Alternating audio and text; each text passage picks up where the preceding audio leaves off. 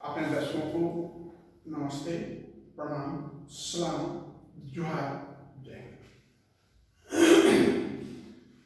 आज हमारा जो क्लास है वो effect of disability on family, परिवार पर दिव्यांगता का प्रभाव। जब कोई दिव्यांग बच्चे पैदा होते हैं तो परिवार पे क्या प्रभाव पड़ता है, इसके बारे में हम आज जानेंगे। देखिए, सबसे बड़ी बात यह है कि किसी भी परिवार में बच्चे का जन्म लेने से पहले उसके माता पिता, दादा दादी, नाना नानी उस बच्चे के प्रति सर्वगुण संपन्न व्यक्ति तो की धारणा बना देते हैं।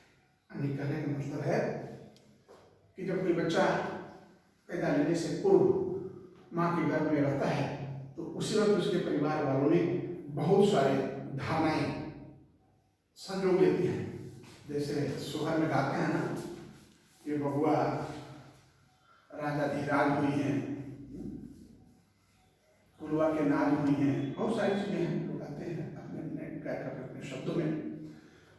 तो चूंकि बात ऐसा है कि जब भी कोई माताएं प्रेग्नेंट होती है तो वो उनके माता पिता, दादा दादी, नाना नानी उस प्रेग्नेंट बच्चे के ऊपर इतना आसान्वित हो जाते हैं और इतना सोच लेते हैं कि यह बच्चा सर्वगुण व्यक्तित्व संपन्न होगा। परंतु जब यह पता चलता है कि बच्चा दिव्यांग है तो उस परिवार पर, उस माता पिता पर एक स्ट्रेस पैदा होता है, एक दबाव पैदा होता है। यानी उसकी बड़ी बनाई महल हवा की तरह गिर जाती है, झुक जाती है, टूट जाती है। कहने का अर्थ यह है कि दिव्यांग बच्चे जब पैदा लेते हैं तो परिवार का सदस्य निराशा हो जाते हैं, जो बहुत काफी आशा रखते हैं कि कुल का दीपक होगा, बहुत कुछ अच्छा करेगा, मेरा नाम रोशन करेगा। दिव्यांग बच्चे पैदा होते सारा आशाएं निराशाएं में बदल जाती है। तो तभी वह अपने बच्चे को अपने से अलग करने या फिर मर जाने तक भी सोच लेता है कि अगर यह बच्चा मर जाता तो अच्छा। ऐसे कई लोग हैं।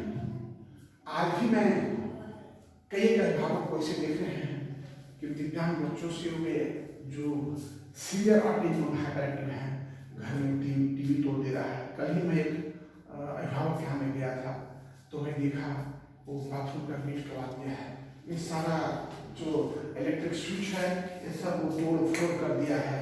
वो मतलब इतना घर में तबाह किए हुए है। फ्री है तो सिर्फ स्ट्रक्चर बना हुआ है, सब टूटा हुआ है। यानी वो घर अस्त व्यस्त लगता है, कहीं कोई शीशा नहीं लगा सकते, अलमीरा टूटा हुआ है। तो किसी परिवार में सोच जाती कि बच्चों को कहीं जा करके छोड़ दो। हमारे यहाँ खुद कई एक बच्चे ऐसे रहे हैं हमारे गेट के बाहर फिरते हैं, जो बच्चों को झाड़ी में डाल के चले गए।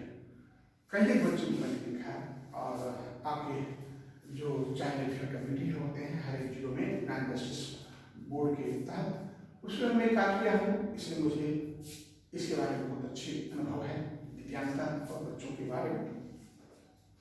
तो देखिए, जब बच्चा पैदा लेता है, असान्वित बाप जब निराशा में हो जाता है, असान्वित परिवार जब निराशाजनक हो जाता है तो उसके मन में सर्वप्रथम क्या भावनाएं आती है? अस्वीकार की भावना। यानी वो पहले तो स्वीकार नहीं करता है कि बच्चा मेरा दिव्यांग है। मैं ट्रेन में एक जगह जा रहा था तो पति पत्नी नीचे ऊपर बर्थ पे थे। वो बच्चा कुछ अपने माँ से डिफरेंट टाइप का हरकत, पल्लू गिरा देना, ये कर देना, वो कर देना, पिलो खींच लेना, या अपने रखे हुए कपड़े को इधर उधर करना, बार बार माँ को डिस्टर्ब कर रही थी। मैं ऊपर बर्थ पे था, मैं कैसे कहूँ कि आपका बच्चा ऐसा है, दिव्यांग है, से पीड़ित है या बिहेवियर प्रॉब्लम है। लेकिन मुझे रहा नहीं गया, बहुत देर बाद मैंने कहा बच्चा का बिहेवियर कर रहा है। नहीं माँ कहती नहीं ये ऐसा बात नहीं है, ये बच्चा तो हमारा कलकत्ता का कोई स्कूल का बहुत टॉपर स्टूडेंट नहीं, वो जब वो पढ़ता है अच्छा है, थोड़ा हम लोग दिखाने के लायक है राजीव अरे पास।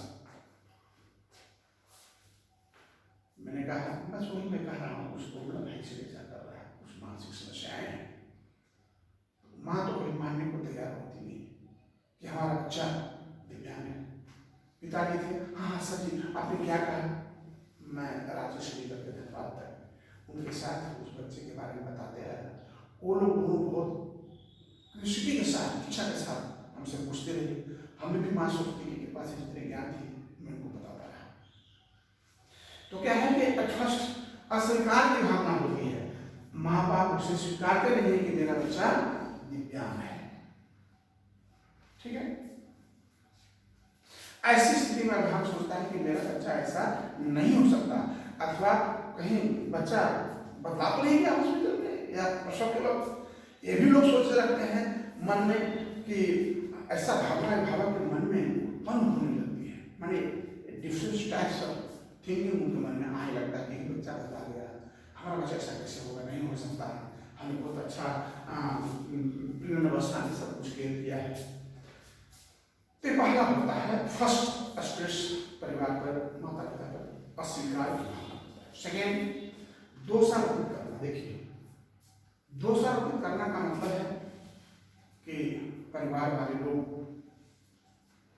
बच्चे की माँ पर तुम में गलती है, माँ कहती नहीं नहीं नहीं उसके पिताजी में गलती है, अनेक दूसरे पर दोषारोपण होने लगता है माता पिता में, और एक दूसरे को दोषारोपित करके उसके माथा पर मर देना चाहते हैं।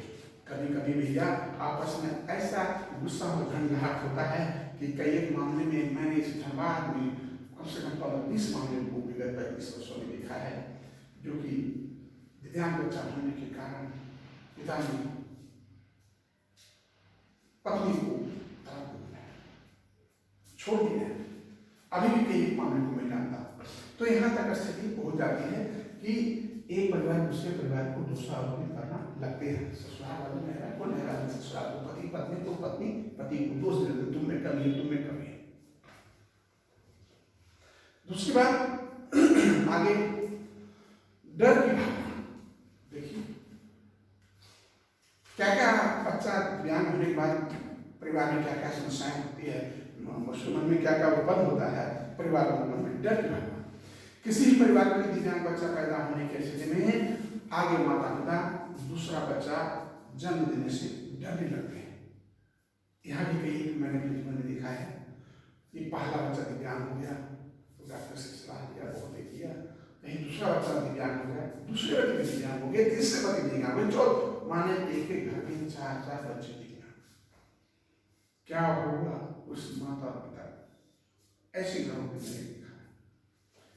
तो डर की भावना होता है कि दूसरा बच्चा ने भी दिव्यांग हो जाए, उसमें डर की भावना ही माता पिता में परिवार में पैदा हो जाता है। अपराध का बोध, अपराध का बोध अभिभावक विशेषकर मां अपने आप को बच्चा पैदा करने का दोषी मानती है। वो समझती है कि हमारे कोष है, जाहिर से लगता है हमें कोई परेशानी कोई दिक्कत जिससे कारण से बच्चे हो गए। ऐसे में मां बच्चे पर अत्यधिक तनाव, तो कभी बच्चे को अत्यधिक लाड़ प्यार देती है, कहीं कहीं तनाव में है अरे क्या बड़ा टेंशन है, और कभी कभी क्या होता है बच्चे को लाड़ प्यार देती है, जो भी है जैसा भी है मेरा बच्चा है। तो ये दोनों में तनाव में और लाड़ प्यार में क्या होता है कि इस प्रकार के बच्चे कभी आत्मनिर्भर नहीं हो पाते और विकास नहीं कर पाते। आगे शोक की स्थिति स्वाभाविक है, जब अस्वीकार की भावना होगा, दोषारोपित होगा, डर की भावना होगा, अपराध का बोध होगा, तो स्वाभाविक है परिवार में शोक पैदा हो। आने इस समय में अभिभावक यह जानने लगता है कि क्या हो गया, तो वह शोक की स्थिति में चला जाता है। आखिर ऐसा हो क्यों गया?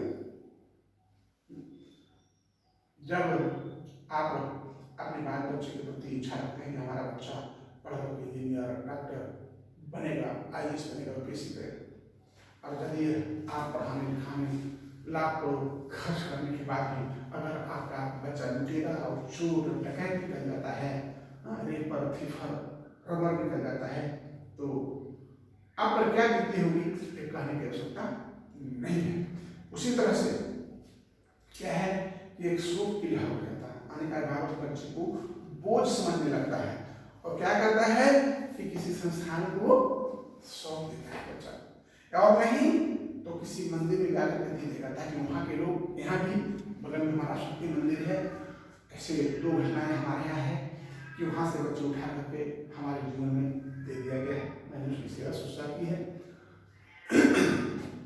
ऐसे कई एक बच्चे हैं, माता पिता जब बोझ समझने लगते हैं या सेवा करने का स्थिति नहीं होते हैं तो कोई मंदिर मस्जिद ऐसे जगह फेंक देते हैं जहाँ किसी सामाजिक संस्थाओं को नजर पड़े और वो उसकी देखरेख करे। हमारे यहाँ तो ऐसा है कि बच्चे का नामांकन करा दिया, उसका कोई आता बच्चे को लेके गए, पता चला तो ऐसी स्थिति उत्पन्न हो जाती है।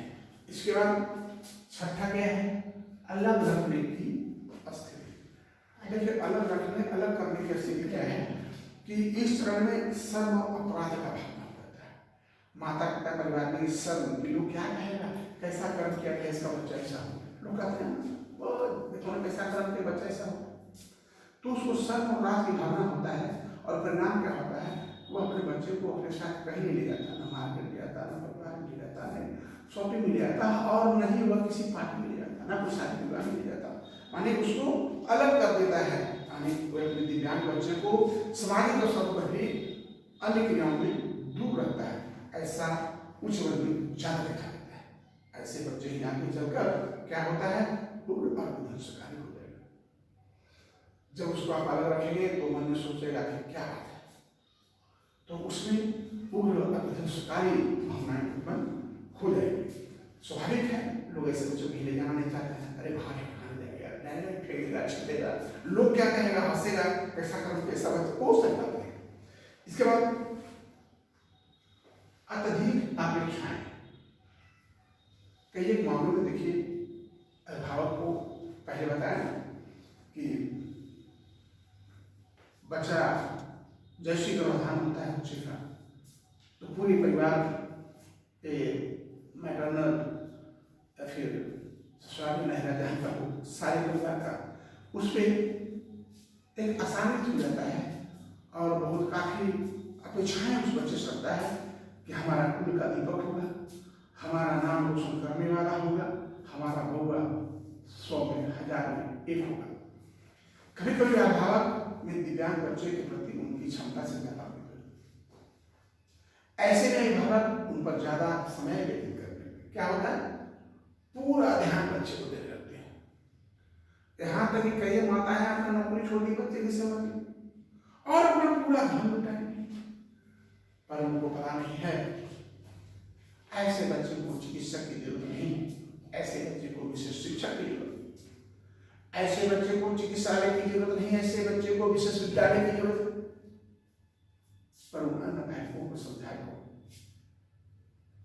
तो होता क्या है कि इस स्थिति में अत्यधिक अपेक्षा होने के बाद अगर अपेक्षाएं की पूरी बच्चे से नहीं होता तो क्या होता है कि अभिभावक में झुंझलाहट, आक्रोश देखा जाता है और बाद में बच्चे को छोड़ देता है। मरणासन की स्थिति में हो ही गुरुराम जब लगता है।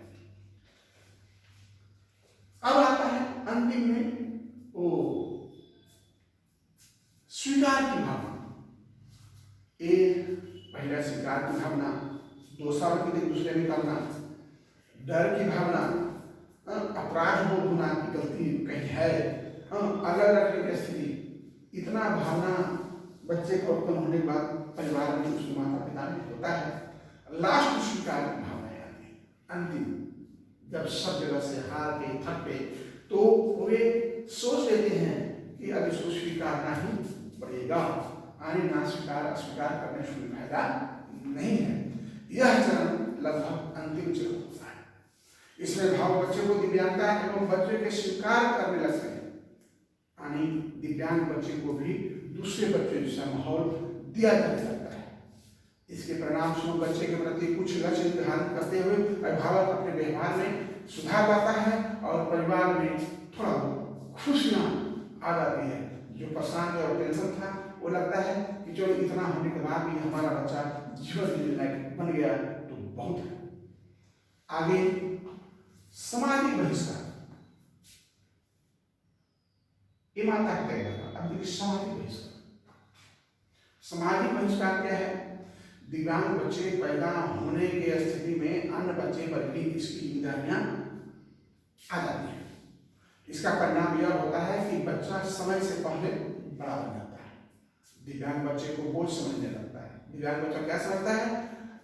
कुछ करता नहीं, खाली खाता है, रहता है, ये भार है, बोझ समझता है। कभी कभी इन बच्चों के पैदा होने पर परिवार के अन्य सदस्यों को भी सामाजिक क्रियाएं प्रतिबंधित होने लगती है। कई लोग कहता है ना, अरे इसका काम होगा, इसमें खर्चा करोगे, ये कुछ नहीं करेगा, अच्छा बच्चा पढ़ाओगे तो खुद आगे बढ़ेगा। तो सामाजिक प्रतिक्रियाएं जो है लोग देने लगते हैं। हमारे समाज में कुछ ऐसे हैं जो बिना फीस के वकील हैं, वो बेवजह और निरर्थक आपको सलाह देने लगते हैं। समाज में परिवार के सदस्यों को ताना की तरह कभी कभी ताना मिलने लगता है। अभिभावक इतने परेशान हो जाते हैं कि वे परिवार से स्वयं अलग कर देते हैं। परिणाम यह परिवार का सामना करने से डरते हैं। यानी कहने का मतलब है कि समाज से कभी कभी ऐसा हो जाता है कि वो ऐसे होने पर मान लिया कोई अगुआ नेगोशिएशन किया जाता है तो क्या करते हैं, उस बच्चे को वहाँ से निकाल देते हैं या 2-3 महीना पहले उस बच्चे को हटा देते हैं ताकि अगल बगल ये न कहे कि इनका बच्चा भी ऐसा था। लगता है अगला वंश था इसलिए ऐसा हो गया, लेकिन ऐसा कुछ नहीं है। कोई कर्मफल नहीं है, कोई वंशवाद नहीं है। तो हमारा आज का यह वीडियो मैं समझता हूँ कि मैंने जितना बताया कि एक दिव्यांग बच्चों को पैदा होने पर उसके माता पिता, उसके परिवार पर क्या प्रभाव पड़ता है, ये आपके सामने है। इसके साथ जय हिंद।